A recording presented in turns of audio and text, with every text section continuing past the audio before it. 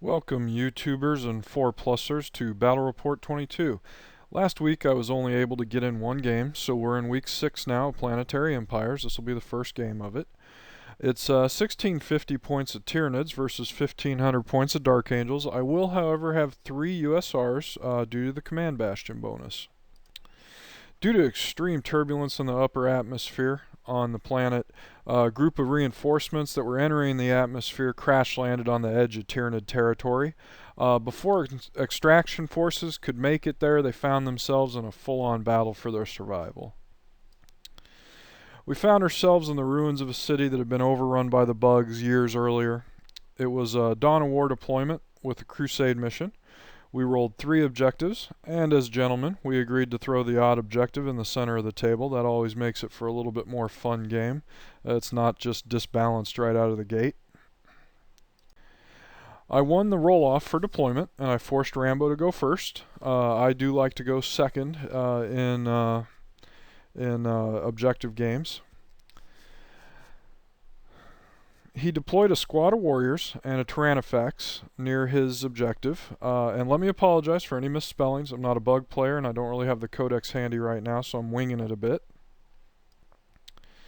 Offensively, he's going to try and smash me off my objective with Rippers, Warriors, a Carnifex brood that has 2 twin-linked weapons, really nasty. It's like 24 shots between the 2 of them. And a Flyrant, and in reserve he has a Mawloc. The Dark Angels reinforcements were mostly Marines and light vehicles. We have an assault squad that will have Feel No Pain as one of my USRs, and a combat squad, tactical squad there with a Las-Plaz Razorback, 5 in and 5 out.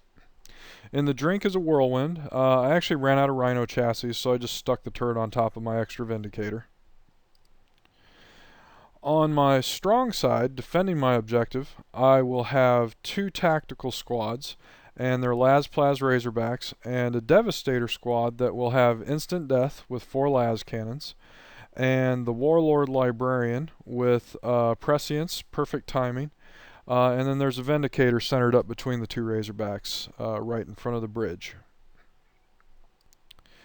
Turn 1, I choose not to try and steal the initiative. Like I said, prefer to go second in objective games.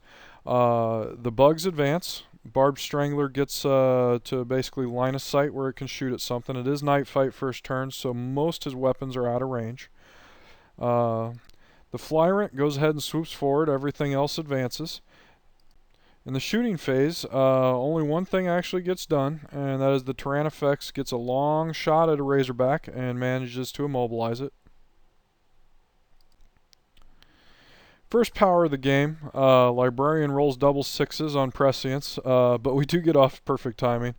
This is kind of the way it goes with Librarians. I'm pretty sure I've given up Slay the Warlord in about half my games just due to perils of the warp. A lot of times he doesn't even get injured or into combat. But, you know, whatever. It's a risk of having a great force multiplier. Turn 1 Dark Angels, the assault squad's going to pull up. I'm trying to set up the charge for next turn but not get charged by getting too close.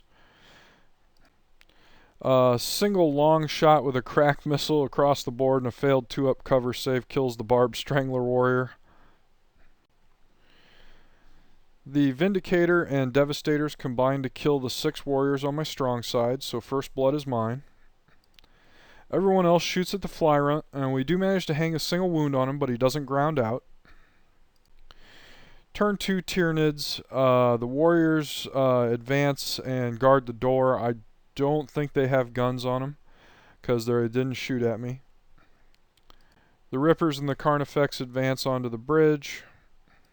The Flyrant glides down to charge one of the tanks, and the Mawloc arrives and glances Razorback. In the shooting phase, the Tyranids explodes the Vindicator, and the Carnifex brood actually glances the Razorback to death with its strength 6 shots. The Mawloc's going to run into the crater for cover. Rippers run to give the Carnifexes some cover from those instant death devastators, assuming I fail, ignore cover. Tyrant charges, and kaboom. Exploded Razorback, and one dead Marine as a result, but they do stand fast. Dark Angels turn 2, the 4 Marines that were in the Razorback. We set up to charge the Hive Tyrant. You know, maybe I'll get a lucky crack grenade in. This is assuming, of course, he survives all the fire he's about to take. On my weak side, the Razorback with the combat squad goes ahead and moves forward to get within 24 for the plasma guns to start shooting at that Tyrannifex. The Assault Marines go ahead and move, and they jump through the windows on the 2nd floor and prepare to charge through the door. The Devastators score several unsaved wounds on the Flyer, I think it's like 4 or 5. We just kill them outright. We don't even need our instant death rule. The remainder of the shooting on the strong side concentrates on the Moloch, but doesn't actually score any wounds. Charge time. We managed to kill 2 full warrior bases on our charge. Not bad. And we lose 2 Marines in the process.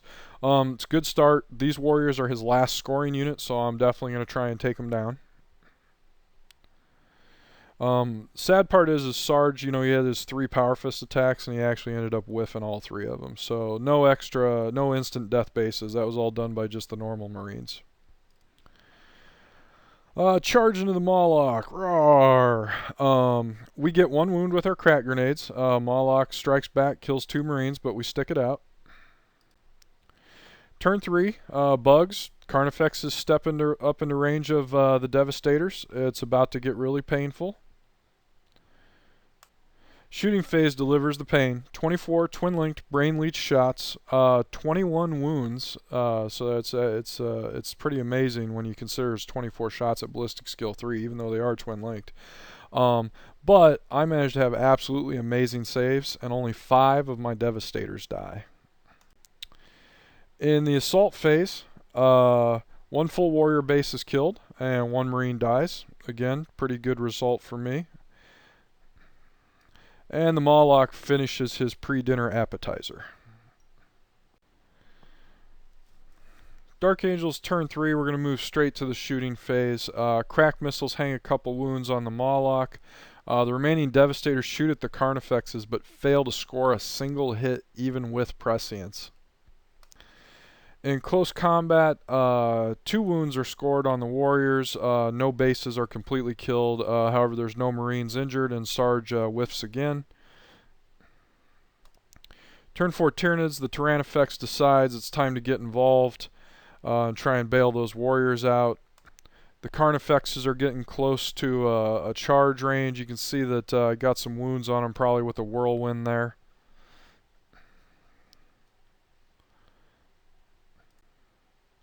In the shooting phase, once again, the Carnifexes unload the Devastators on the Devastators. Their shooting's a bit more average. They get 17 hits, do 13 wounds, so actually that's probably a little bit sub-average. But my saves are still on fire. Only 2 Devastators die. I'm pretty happy with that result. Actually, I'm very happy with that result. In close combat, the Moloch that ran around the corner of the ruins goes ahead and charges into a 5-man combat squad on the ground floor. And he turns them into a 1-man combat squad. Very good result for him. He does take 2 crack grenade wounds in the process and is down to a single wound left. And my one guy does stick it out. You know, I always complain about how stubborn is very bad for Marines, but honestly, I play so close to the board edge, I think stubborn has saved me a couple times in this game. Combat is actually absolutely brutal on this side after the Tyrannifex charges in. The Warrior squad's down to a single base with only 2 wounds left. Sarge hangs 2 wounds on the Tyrannifex, but the fight costs the Marines dearly and 3 of them end up dying. Turn 4 Dark Angels. The Warlord fails both his psychic powers with an 11, so he doesn't actually kill himself. But he is so embarrassed that he evicts the combat squad from their Razorback, so that way he can jump in the Razorback and sulk in privacy. In the shooting phase, the Devastators that are left, there's 3 of them, they do manage to hit and kill the first Carnifex in line. This is the first time this game that the instant death rule is kicked in. The Carnifex only had one wound missing from it. I did one wound with the las cannon and did get the instant death effect, so I got 2 free wounds out of that.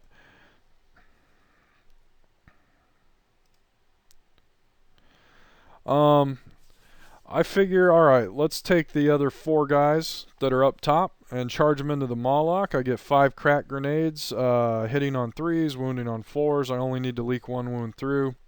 Not terrible odds, I could get this done. End result is the Moloch survives and kills the last man from the ground floor squad. Sarge and the Marines pile on the last warrior and do manage to kill him, losing 1 Marine to the Tyranids in the process. This is a good thing. Bugs don't have any more scoring units left, and it's an objective-based game. And I already have Slay the Warlord in First Blood, so really at this point I think it's my game to lose. Turn 5 Bugs. The Warrior Prime breaks off to rescue the Moloch. The Carnifex moves in closer to the Devastators. It may seem like the Rippers are moving really slow, but this entire game I've been picking on them with the Whirlwind, and I've always been aiming at the front guys because I just want to, push them back a little bit. So I've killed about half of them, maybe 3 or 4 bases total.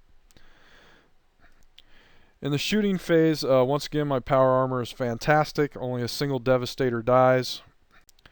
In close combat, the Warrior Prime does get his charge off, and he absolutely eviscerates those Marines before they get to strike. On the other side of the board, 1 Marine dies, and Sarge wounds the Tyranids again. Dark Angels turn 5, time to secure the win. Razorback goes ahead and advances 6th. Combat squad piles out another 6 to get line breaker.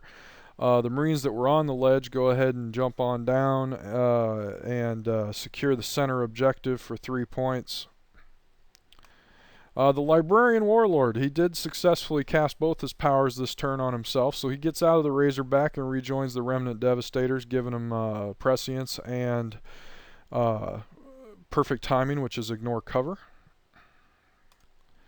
Crossboard las cannon shot from the Razorback finishes the Moloch off. The Devastators kill the final Carnifex. They did score 2 wounds on him. He had 3 left, so instant death got me an extra wound there. So far instant death has paid off with 3 extra wounds, and that doesn't sound like a lot, but in reality it is, because it saved me at least 12 shots last turn and possibly another 12 shots in the next turn should the game continue. In close combat, the Tyranids finishes off the Assault Marines. His consolidate's only 1 inch, not very impressive, but he's going to try and go after those line-breaking Marines if the game continues. The game does continue into turn 6. Tyranids barrels through the ruins at the line-breaking Marines. The Warrior Prime and the Rippers move towards the Devastators, however that Warrior Prime is way far away. The Tyranids fails his charge, but the Rippers do make theirs. The Librarian and the Devastator score 4 wounds in total, and we use the Force Sword to kill a whole base, and then the other 3 wounds go on another base, so 2 bases are dead, so that's 6 wounds total. The remaining Rippers, they have 15 attacks, and I think they only managed to score 2 or 3 wounds, and they're all saved. This would be Dark Angels turn 6 here, but with no line of sight to the Warrior Prime, I can't do a wipeout. So I figure we'll roll for continuation. If the game's going to continue, we'll go ahead and play out my turn and then play his turn 7. But the game is actually going to end. There's no reason to play out my turn. I can't get any more points than I have. So game ends. Final score is 6-1. It's a Dark Angels victory. We have the objective, Linebreaker, First Blood, and Slay the Warlord. His Flyrant was his Warlord, in case you guys are wondering. And the Tyranids have Linebreaker. Dark Angels extraction forces arrive and rescue the survivors. There's no territory seized. We're just happy to salvage what we can and get back to hunting the fallen. Thanks for watching, everybody. Thank you, Rambo, for an excellent first game. This is the first time Rambo and I have played. So I hope we have many more great games and many more battle reports. So thank you.